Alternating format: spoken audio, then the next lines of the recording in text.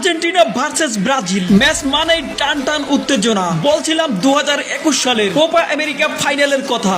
ম্যাচের শুরু থেকেই দুপক্ষের অ্যাটাক কাউন্টার অ্যাটাক দেখা যায়। এই ম্যাচটিতে শুরু থেকেই নেইমার জুনিয়র অনেক ভালো খেলেছিল। ম্যাচের 22 মিনিটে অ্যাঞ্জেল ডি মারিয়া একটি দুর্দান্ত লেভেলের গোল করেন। যদিও অনেকে গোলটিকে অফসাইড বলে দাবি করেছিল, প্রকৃতপক্ষে এটা অফসাইড ছিল না। এই ম্যাচটিতে লিওনেল মেসি টার্গেটে অনেকগুলো শুট করলেও একটিও গোল পাননি। হাফ টাইমের পরে রিচার্লিসন একটি গোল করেন, কিন্তু দুর্ভাগ্যবশত এটি ছিল অফসাইড। ম্যাচের বাকি অংশে ব্রাজিল আর্জেন্টিনা বেশ কয়েকটি অ্যাটাক কাউন্টার অ্যাটাক করে, কিন্তু 1-0 ব্যবধানে শেষ পর্যন্ত ম্যাচটি শেষ হয়। অবশেষে কোপা আমেরিকা 2019-এর শিরোপা লাভ করে আর্জেন্টিনা। তবে ম্যাচটিতে কিন্তু ভালো খেলেছিল নেইমার জুনিয়রই। Anyway, thanks for watching. Please like, comment and share.